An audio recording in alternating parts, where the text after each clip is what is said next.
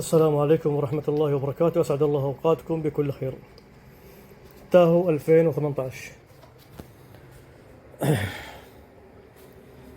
جاني أول شيء يشتكي من يقول إنه عنده مشكلة في ضغط الزيت، إنه مرة يرتفع فوق النص، وعنده مشاكل يقول في لمبة المحرك وما له انزلاق، ولا أعلم والله إيش الإشكالية، لكنه هذا طبعا قبل لا يجيني، وقبل لا يجيني طبعا يقول إنه عشان يحل المشكلة طبعا برضه عنده تفتف، يقول برضه وكان السيارة عيد تمشي، فيقول إنه فحص كمبيوتر في مكان وصلح الإشكالية أو عمل الصيانة في مكان، وهذا غلط. اللي فحص يفرض إنه هو اللي يسوي الصيانة عشان برضه يتابع، أو فحص قبل ويفحص بعد إذا استمرت المشكلة. على العموم كان عنده تفتفة، ويقول لما فحص طلع عنده بواجي رقم 8، ويقول غير بواجي وخفت المشكلة أفضل من أول، لكن باقي عنده التفتفة موجودة. ويقول برضو إنه بعدها غيروا له كويل، وهذا أحد الكويلات اللي موجودة، ويقول إنه غيروه أعتقد في الجهة هذه. العموم وبرضو يقول غسل البخاخات في أحد المراكز اللي فيها جهاز.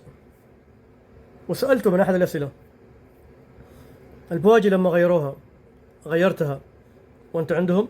يقولوا عندهم، بس يقولوا كان إيش يحاول في رقم 8، ولا أعلم إذا كان هو فعلا غير أو أنه غيروا مع الحوسة تكسر عليه أو انكسر عليه البوجي، الله أعلم، لأنه باقي عندي الآن رقم 8. وسألته البخاخات لما أنت غسلتها هل فكيتها ولا في مكانها؟ قال في مكانها وعن طريق الجهاز، وهذا أكبر غلط. أنت لما تنظف البخاخات ولا البخاخات في مكانها، أنت كيف تتابع البيانات حقها والضغط حقها والمستوى حق الضخ والسيارة أو البخاخات مركبة؟ يفترض تركب أو تطلع برا البخاخات وتنظف على جهاز خارجي عشان تتابع مستوى الضخ، وهل في واحد قافل، هل في واحد ضعيف، هل في واحد أسرع، يعني يتابع. أما التنظيف للأسف على في مكانها كلام فاضي، ولا ما منه أي فائدة، لأنه جالس أنت الآن تعمل تنظيف على شيء ما تدري عنه. على العموم أنا الحين طبعا هذه الموديلات فيها أحيانا تكون مشاكل، وهذا عيب مصنعي في ال 14 السيرا والسيلفرادو إلى ال 18، والتاهو واليوكن من 15 إلى 2020 غالبا يكون فيه. طبعا هذا عيب مصنعي، مو غالبا فيه عيب مصنعي في ضفيرة البخاخات. لكن الحين أنا لما جيت فحصت كمبيوتر عندي كان أكواد ما الله في عليم، وراح أوريكم قبل وبعد. فالتفتفة موجودة في رقم 8، ومن أحد الأكواد اللي كان موجودة قبل لا يجيني وبأثناء الفحص أنه عنده في أحد البخاخات رقم 8 أو الكود حق رقم 8 بخاخ رقم 8 في إشكالية. هل هو البخاخ عطلان؟ هل هو الضفيرة؟ الله أعلم. لكن الآن أنا بسوي إجراءات الروتينية، راح أشيك على البواجي رقم 8 وعلى سلك البوجي والكويل. إذا كلها سليمة فمعناته راح نبدأ في المهم الأصعب والأعمق، اللي هو فك الثلاجة ونتأكد من الضفيرة ومن البخاخات. راح أولا أوريكم الفحص قبل السيارة. مسحت الأكواد وشغلتها ورجعت لمبة مانع انزلاق والتراكشن أو مانع انزلاق لمبة المحرك. فجيت أدخل على البيانات الحية حقت المسفاير حق التفتفة اللي السيارة فيها تفتفة، فرافض يدخلني. أقدر أدخل على كنترول المحرك والسيارة طافية بس وهي شغالة، وكأنه في شورت أو في شيء مسبب المشكلة. طبعا هذه الموديلات من 2017 الدفعة الثانية و18 وطالع. في غير البادي كنترول في برضو كنترول ثاني يسمى اللي هو الجيتواي، نفس حكاية البادي كنترول، يجمع لك بعض الكنترولات اللي داخل مجموعة السيارة مع البادي كنترول ومع المحرك، كانوا يعني البادي كنترول بس مختصر ثاني. فالحين مو راضي يدخلني على المسفاير أو التفتفة. هذا عندي اللي بين اخترت المسفاير حق الداتا حق المسفاير،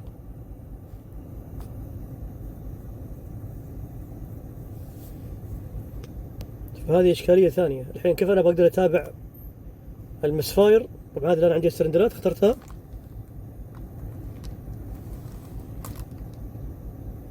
دخلني الآن دخلني وعندي رقم 8 في تفتفة. هو يقول نظف بخاخات وغير بواجي وكويلات. أتوقع أن رقم 8 كالمعتاد يا أنهم ما غيروه أو أنهم بسبب الحشرة انكسر عليهم. الآن يقول هو كان عنده تفتفة والسيارة ما تمشي، والآن يقول بعد ما سوى تنظيف البخاخات صار عنده رقم 8 في الإشكالية. واللي ظهر لي انه هنا برضو مغير كأنه الله أعلم كويل، ليش أنا ما أدري، لكنه الحين هذا البيانات الحقيقية عندي. فبخلي السيارة تبرد وراح أطلع البواجي رقم 8 ونشوف المشكلة اللي فيها. طبعا هذا برضو الموديلات يا فيها عين مصنعي في ضفيرة البخاخات، في عين مصنعي برضو في ضفيرة البخاخات. لكن قبل لا أروح لضفيرة البخاخات راح نشيك على الكويلات، سلك البوجي وعلى البواجي.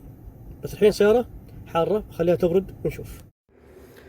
طبعا أنا فحصت وشو روتيني إني أفحص وأحفظ الأكواد القديمة، بعدها أخذ فيها مشوار وأجرب. طبعا أنا هذا الفحص الأولي عندي هنا اللي هو الهيكل الرقم آخر شيء 1118 اللي هو هذا. ولاحظوا عندي هذا موديل السيارة، وهذا عندي الأكواد، ومن ضمنها البي 0208 بيتكلم على الانجكتر رقم 8، والبقية كلها تفتفة اللي هو البيس المسفاير بي 0300 وعطلة في الشريحة، وباقي موجود عطلة الشريحة، وفي أعطال عدم اتصال مع الكنترول الجير اللي هو كنترول المحرك، ما في اتصال مع الكنترول الجير والدفرنس أو عفوا الدبل ونظام الفرامل وأكثر من كنترول. لاحظوا هذه كلها أكواد. وأيضا عنده مشاكل في الشريحة، وعنده الكود اللي هو البي 0 حق 872 حق شريحة اللي هو أجهزة الجير، وبرضه كنترول الجير ما هو متصل مع كنترول المحرك، ولو متصل مع كنترول الفرامل، ولو متصل مع البادي كنترول. ومجموعة برضه عندك الدبل هنا، يعني أغلب عدم اتصال مع الكنترولات اللي هو المحرك والجير، واغلب لكن انا عندي الان الجير والدبل ما جربته والله، لكنه اغلب المشاكل اللي عندي الان طبيعيه، السياره تعمل طبيعي. اللهم الاشكاليه اللي جاء عشانها اللي هو التفتفه. فانا الان اول شيء راح نحل مشكله التفتفه. وطبعا برضه انا حتى والله مسحت الاكواد دي كلها واخذت فيها مشوار بسيط، ما هو ممكن ما يتعدى حتى والله ما كملت نص الكيلو، لانه التفتفه كان واضح في رقم 8. وراح اوريكم انا برضه التشخيص عن طريق البيانات الحيه حقت اللي هو الداتا حق المسفاير. فلما شفت التفتفه واضحه فما احتاج اجرب، لانه الان اول شيء نحل المشكله حقت التفتفه وبعدها نشوف بقيه الاكواد. وطبعا اثناء الفحص لاحظوا عندي هنا حركه الهوز، هذا معناته في مشكله في البلف في مشكله انه مو هو جالس يفرغ الهواء. عشان كذا تلاقي اغلب السيارات لما تبرد يسحب الهواء فينضغط الهوز. مجرد لما افتح القربة المويه يتنفس راح يرجع الهوز طبيعي. لاحظوا كيف تنفس الهواء.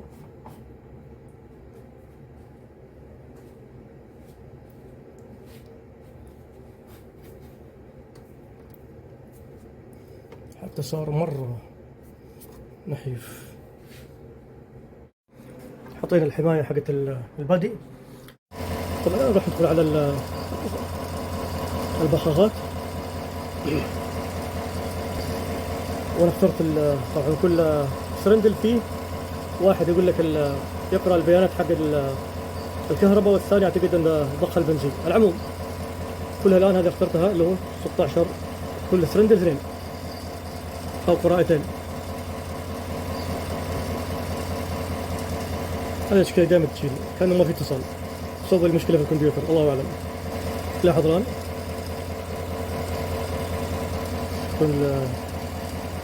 البخاخات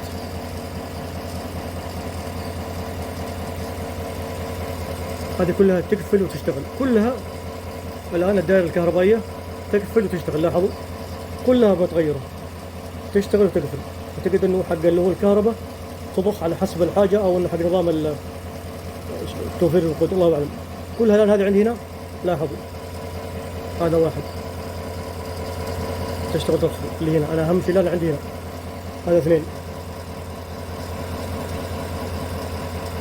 هذا اثنين، لاحظوا ثلاثة،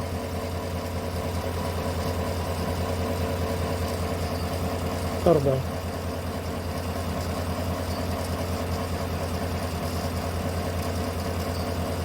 أكثر، أربعة، يفتح يشتغل. عندي هنا برضو خمسة، لاحظوا ستة أو سبعة، كلها تتغير وتشتغل تفتح.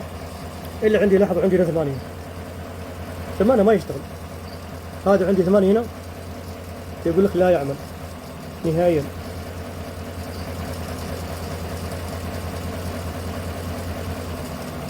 كلها تتحرك لاحظوا إلا ثمانية.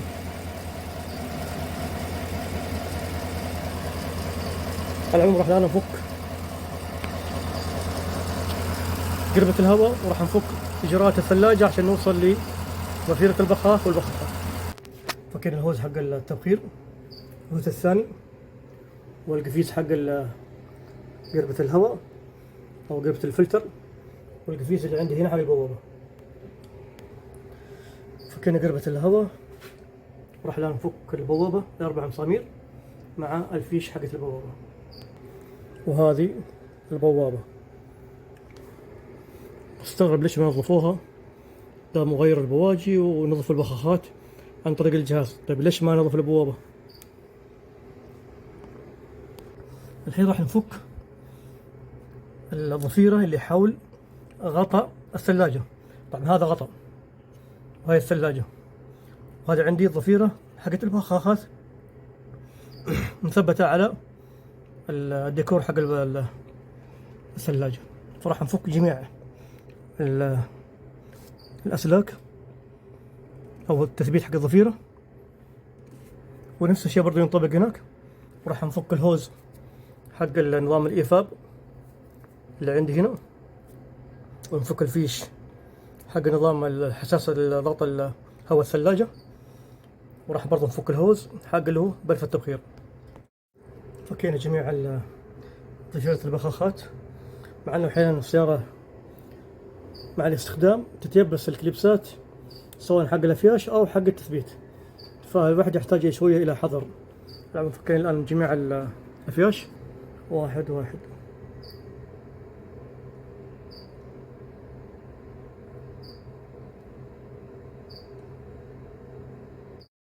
وهذه الضفيرة حقت الجهة اليسار المكون،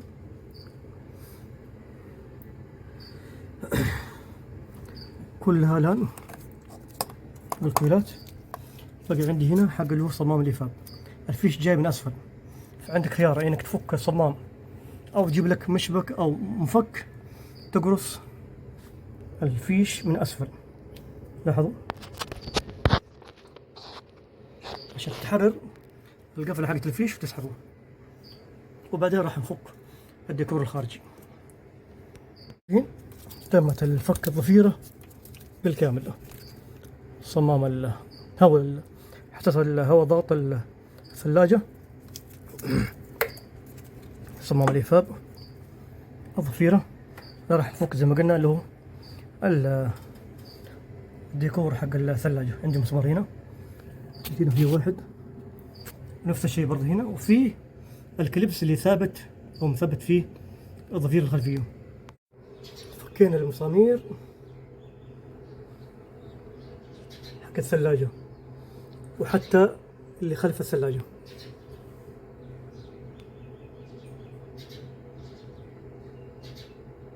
هذا الأخير، هذا لاحظوا.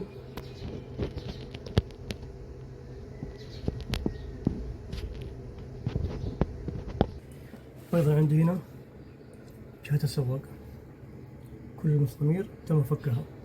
الحين بس طبعا قد فكيت الكليبس حق الديكور حق الثلاجة أو الغطاء، لكن باقي عندي كليبس خلف. لازم مثلا أفك الثلاجة لأعلى، أرفعها وأسحبها لقدام عشان أوصل الكليبس اللي خلف الثلاجة بالتمام. فكينا الثلاجة زي ما تلاحظون، هذا الاسفنج اللي جاي تحت الغطاء. لاحظوا عندي هنا هذا واحد كليبس، وهذا الثاني، وهذا الثالث، وهذا الرابع. الرابع فكيناه، لكن المشكلة اللي هنا. فكينا الثلاجة غطا الحماية. لا راح نفك، نشيل الاسفنج هذه حقت البخاخات، بعدين راح نقفل مجرى غرفة احتراق.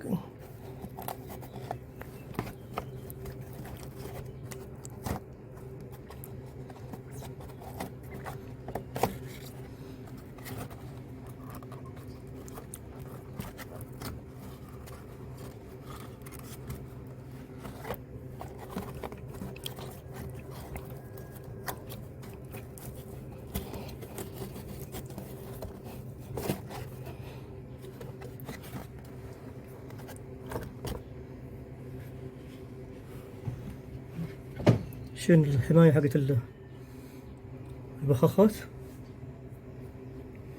وهذا عندي الآن جميع المساطر حق البخاخات. وهذا عندي ترمبة البنزين الميكانيكية. راح نفصل الهوز اللي هنا، نفصل الفيش برضو اللي هنا، والفيش اللي هنا، ونطلع بعد تفكيك المسامير حق تثبيت البخاخات. وقبل تفكك ماسورة البخاخات تفك المواسير اللي هنا واللي هنا واللي هنا واللي هنا واللي هنا، عشان تكون بعدين عملية خروج المساطر بكل أريحية. طبعا تفك الضفير اللي هنا بس، تطلع بعدين هذه الضفيرة كاملة اللي رايحة الجهة الثانية. طبعا عنده برضو تهريب وترشيح في ترمبة البنزين والميكانيكية. فما احنا فاكين راح ان شاء الله نشيك عليها. قفلنا غرفة احتراق.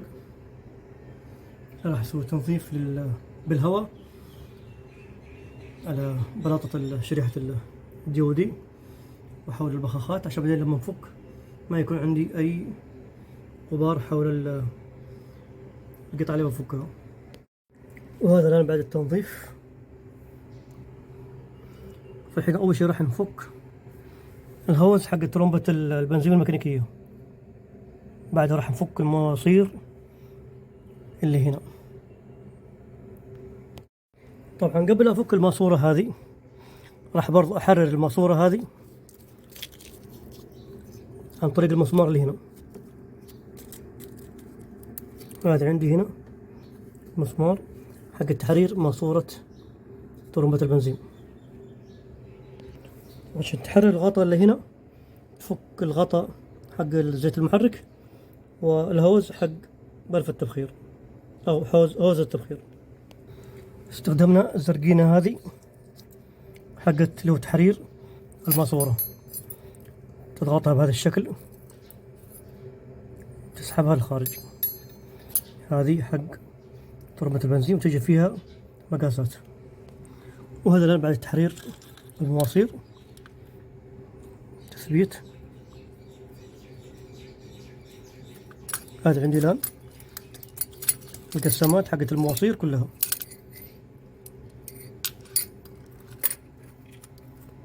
الحين راح نفك الأفياش حقت المساطر وحقت ترمبة البنزين والميكانيكية وبرضه المساطر اللي عندي هنا. فكينا الأفياش.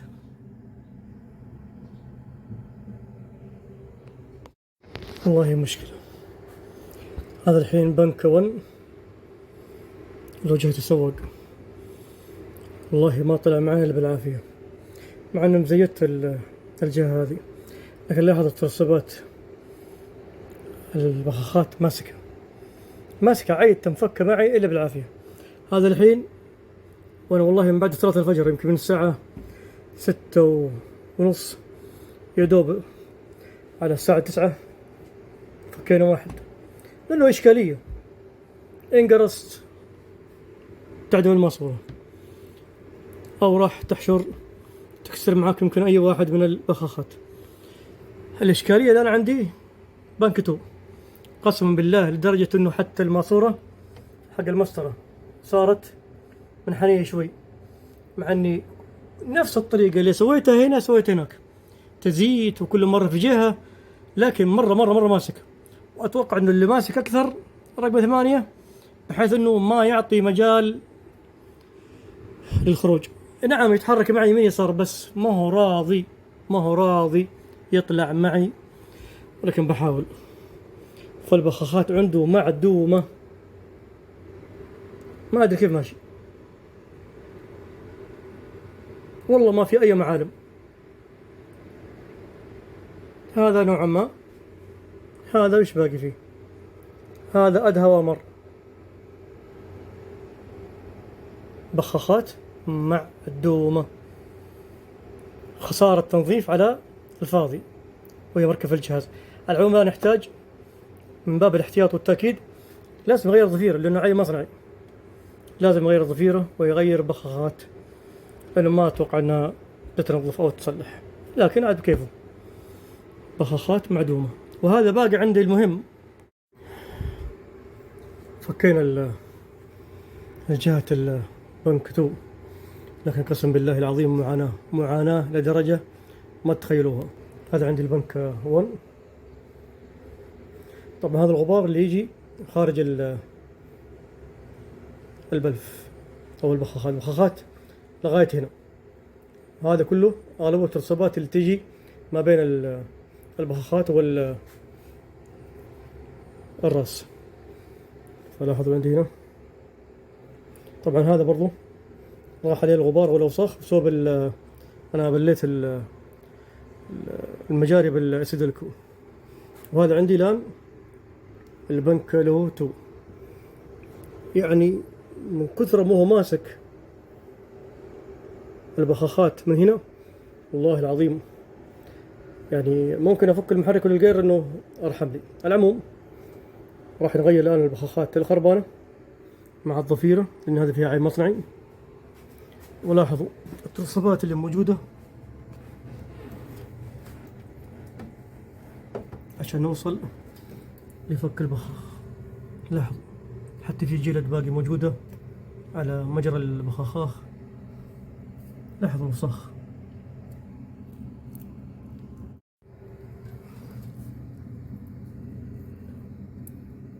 حتى اختفت المعالم حق البخاخ.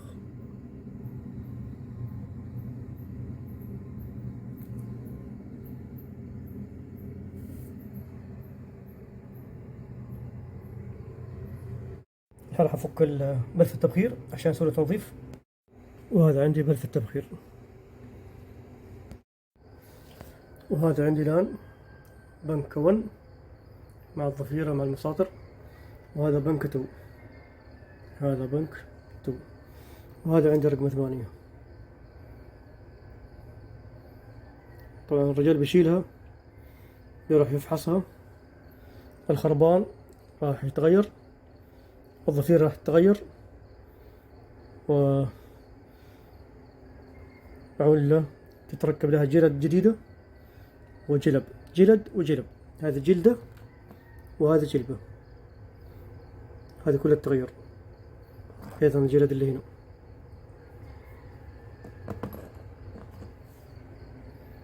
طبعا لها فلتر، ما أدري إذا يطلع ولا لا.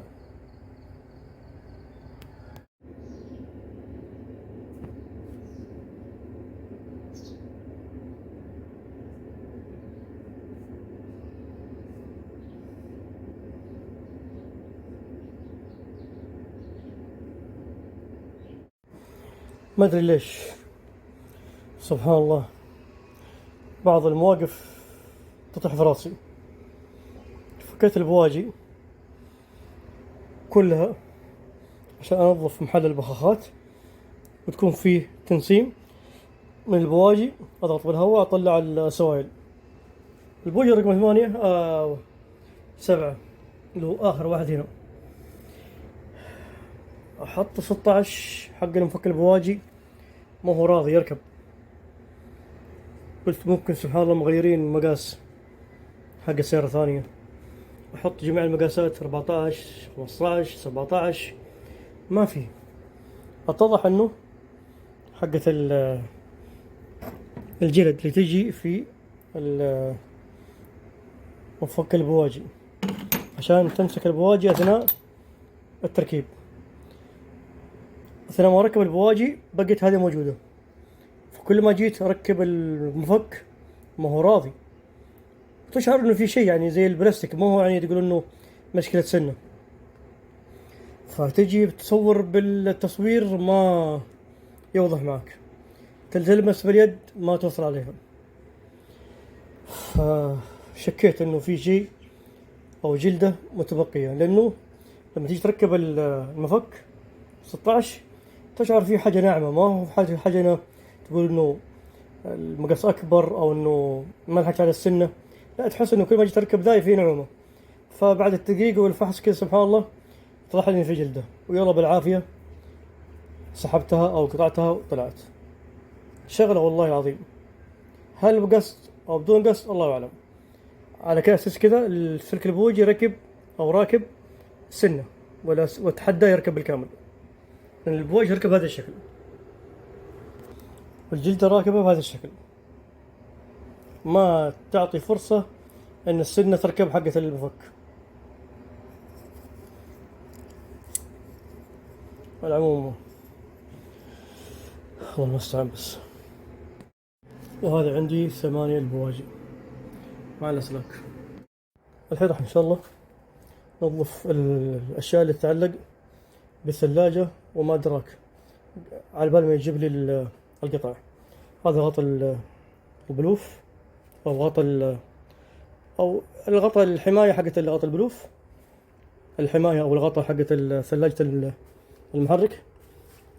طبعا عشان تغسلها لازم تفك منها صمام الإيفاب والحساس حق ضغط الثلاجة، هذا مسمار، هذا المسمار، وتفك الجلد كلها عشان البخاخ اللي يسدلكوا ما، لأن الجلد البخاخ أو البخاخ اللي يسدلكوا قوي شوية على الجلد، فأثناء التنظيف لازم تفكها. وهذا عندي المجاري أو الأهواز حق نظام التبخير اللي يركب على القربة، وهذا عندي قربة الهواء. طبعا ما شاء الله تبارك الله ما بين عليه فيه تبخير واضح، فيه هنا تبخير لكنه هنا في البوابة أو في المجرى لحد الآن ما في شيء.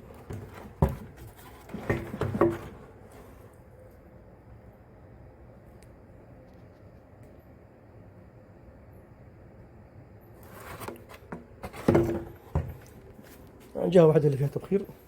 على العموم هذا الآن قبل التنظيف، وهذا الآن بعد أفك الوجه.